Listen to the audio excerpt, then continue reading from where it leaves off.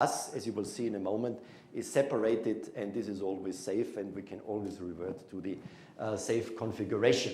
And at least one configuration must be compatible with any other ESA mission, so the spacecraft must behave as any other ESA satellite. It must be compatible with the ground infrastructure. So we will have S-band, this is the primary communications means, completely CCS compatible, 1 megabit downlink and 256 kilobit uplink.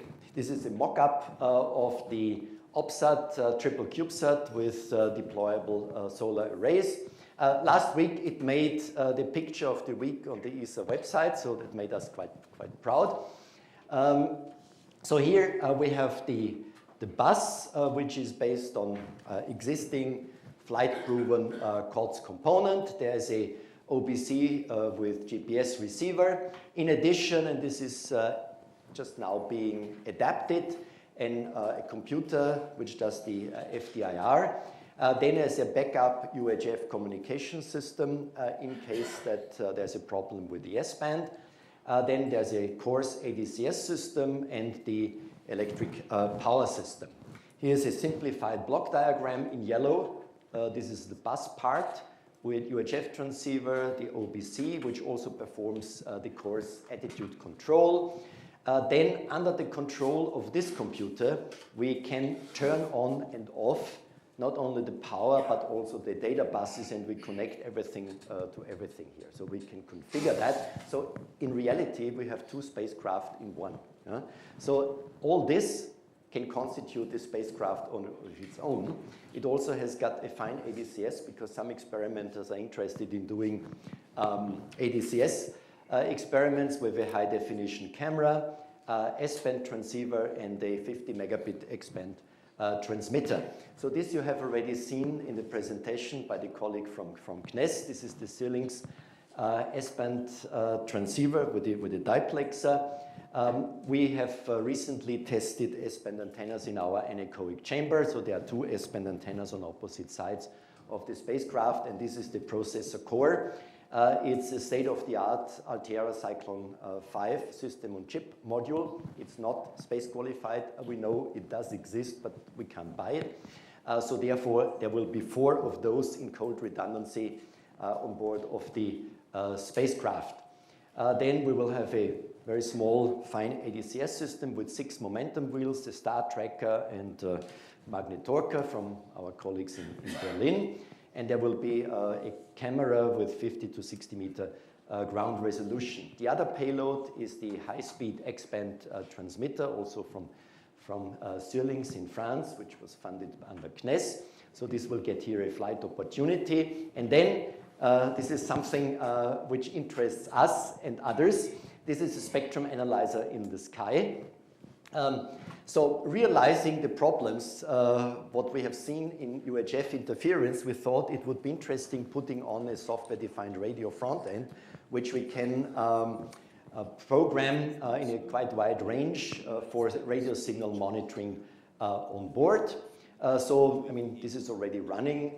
We have made a spectrum analyzer. We can do ADS-B signal detection. We could also do Galileo signal monitoring or other signals in this frequency range. And this is something pretty novel. We will put a small optical receiver on board, so it's not an optical terminal like the famous TSAT terminal, which is on the Sentinel satellites, but in Graz we have a laser station which can be operated in a pulsed mode, and we will be able to uplink to a very small optical receiver on board signals. So this is the laser ranging station. It can be used as a pulse position modulated transmitter, quite powerful. Here's the link budget, so it is fine. So there's a single photon counter, and we have per pulse some 13 photons, so we are on the safe side. What we will do, the data rate is low, but the experiment we will do is just to demonstrate that you can do optical communications to a very small satellite, and we will upload an encryption key. The optical link is very difficult, next to impossible to intercept, and we can upload a one-time pad encryption key. The one-time pad method, by the way, is the only one which is mathematically proven to be unbreakable as long as you use the key only once. So this we will try and use that then for encryption tests of the radio downlink. So it has started. Flight acceptance review is in Q1 2017, launch third quarter of 2017, and experimental phase 1 to 2 years.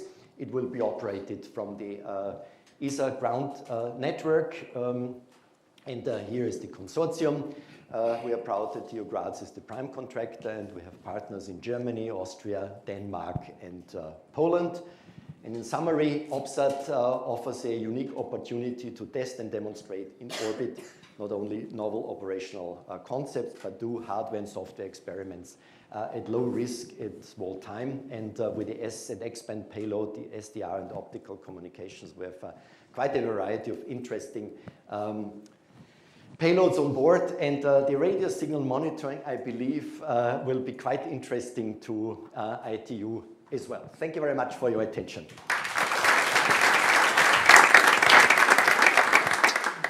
Thank you, Otto. Excellent. I have only a problem. I don't want to retire. I would like to participate in this project. This is. By the way, whoever has a brilliant idea for an experiment using the facilities of OPSAT can still do so and make a proposal for an experiment.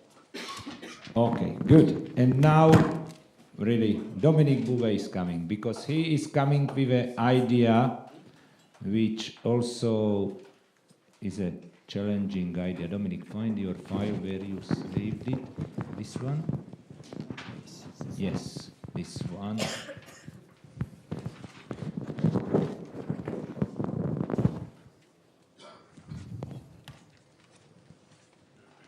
Dominique BOVEY is coming from Switzerland, from the part which is just above Geneva, close to Nanosatellite, and Dominique BOVEY is coming from the, he was a senior scientist in the Business School of Engineering of Vaud, working in different businesses in the space in Switzerland, and now he's doing more as 15 years design of electronic equipment and trying also to apply the space technology for the business, which is a space radar, which on the, let's say, size of CubeSat, we never saw the idea what he's trying to present. That's why, Dominique, microphone is yours. Okay, thank you for giving me the opportunity to present this idea.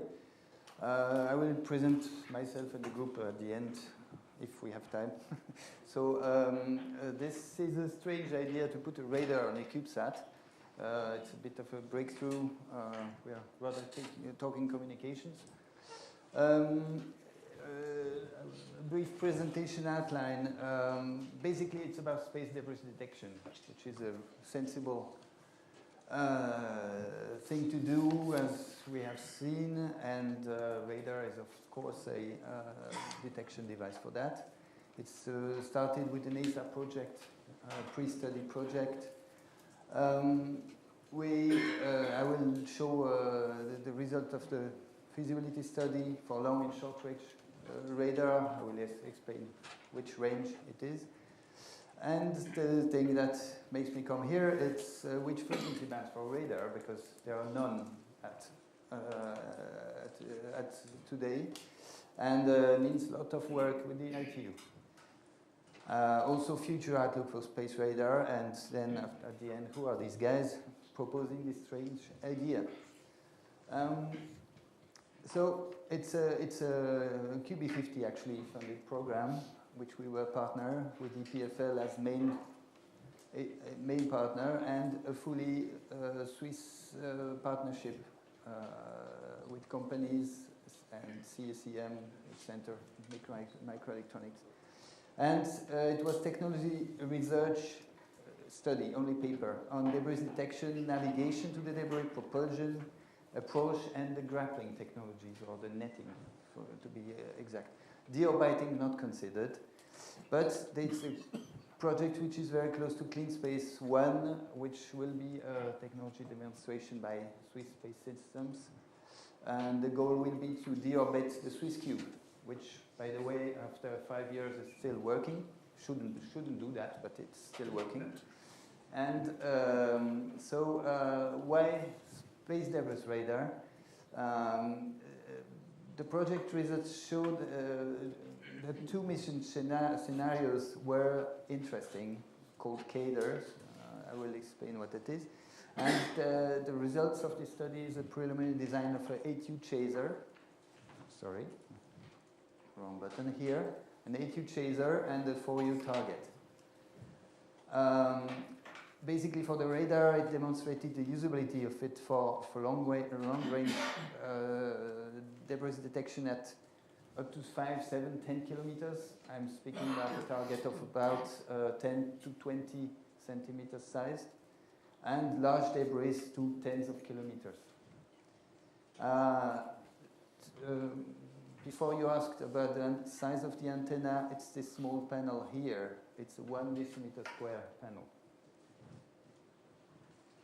It's very complementary to LiDAR and cameras, so actually there will be LiDAR and cameras on the experiment. And radar design starting end of this year, and this is why we need a frequency quick. So two scenarios will be have been proposed. One will be selected by ESA, and we will probably do the one. So it's a short mission, and navigation is from 7 kilometers to 25 meters by drifting using the atmospheric drag, and fly around target for observations.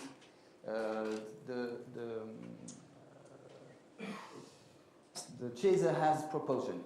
It's called gas propulsion, so it can move about a bit. And it's basically for testing long and short-range rendezvous sensors, including the short-range and long-range radar, cameras for target motion analysis. Of course, a target will be tumbling wildly in the space, so you have to reconstruct the motion, etc. There is a lot of experiments inside. And the second mission would be more about target reconstruction at short distance and dynamics of the tether systems. I mean, when the chaser has caught the target, how does the system behave in space? Launch will be in 2018. Why does that not work? Okay. Frequency band. X-band has been evaluated as the best choice, best compromise. We have cut parts.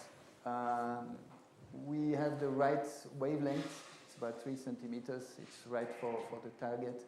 It may work from 7 to 14 gig. And we would use frequency modulated continuous wave at a long distance and pulse at shorter distances. What cannot be used is S and L band because of wavelengths and makes the antenna size impractical. C band is a bit marginal. K band, we have no COTS devices, so there's a no-go for the moment. Especially if we want to do 2 watts of transmitted power. And we have also a problem with antenna size. It's directional antenna, so we need tilting or beamforming, which is complex. So, 3 architectures has been evaluated: digital beamforming, analog beamforming actually, and single wide beam, and it's the single wide beam architecture which has been selected. It can detect a 4U object at 7 kilometers. This has been extrapolated from measurements of a 1U target. It can detect NVSAT at 18 kilometers with long integration times, and it's compatible with the CubeSat requirements, and by static design means there's a separate RF and RX and TX antenna. So the size